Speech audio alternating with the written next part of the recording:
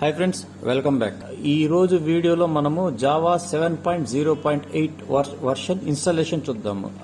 Java 7.0.8 అనటం కంటే Java 7 అని మాట్లాడుకోవడం బెటర్, ఎందుకంటే కన్ఫ్యూజన్ లేకుండా ఉంటుంది. ఫస్ట్ మనము ఇంటర్నెట్ ఎక్స్ప్లోరర్ కానివ్వండి, ఎయిదర్ గూగుల్ క్రోమ్ కానివ్వండి, Microsoft edge, Mozilla, Opera etcetera anything internet browser open చేసి అందులో అడ్రస్ బార్ లో AP online dash board APONLINE space DASHBOARD AP online dash board అని టైప్ చేసి సెర్చ్ చేయండి. సెర్చ్ చేసిన తర్వాత కనుక మీరు చూసారంటే ఫస్ట్ లోనే APT ఆన్లైన్ మెసేజ్ బోర్డ్ అని ఉంటుంది. దాన్ని కనుక క్లిక్ చేసామంటే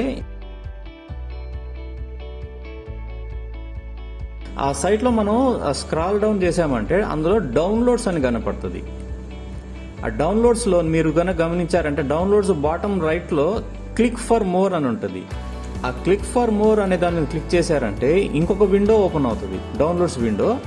ఆ విండోలో మీరు కనుక చూసారంటే జావా 7 డౌన్లోడ్ అని ఉంటుంది. మీరు 4th పాయింట్ కనుక గమనించారంటే సీరియల్ నెంబర్ 4 జావా 7 డౌన్లోడ్ అని ఉంటుంది. దాన్ని కనుక క్లిక్ చేశారంటే స్మాల్ పాపప్ విండో ఒకటి ఓపెన్ అవుతుంది. అందులో మీరు కనుక చూసారంటే సెకండ్ వన్ జావా JRE7 కొన్ని సిస్టమ్స్ లో డైరెక్ట్ గా డౌన్లోడ్ అయిపోద్ది. కొన్ని సిస్టమ్స్ లో ఏంటంటే ఎక్కడ డౌన్లోడ్ కావాలి, ఆ డౌన్లోడ్ పాత్ ఎక్కడ అనేది చూపిమంటది. మనం అక్కడ ఎక్కడ మనకు డౌన్లోడ్ కావాలో అక్కడ డౌన్లోడ్ చేసుకుంటాము.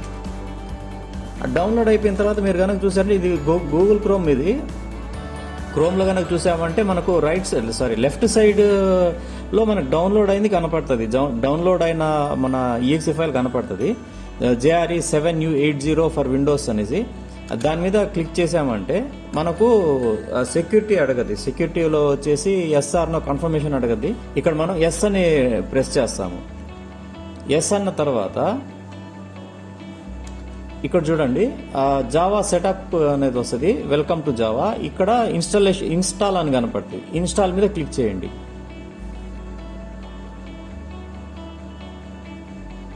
ప్రాసెస్ జరగద్ది. ప్రాసెస్ అయిన తర్వాత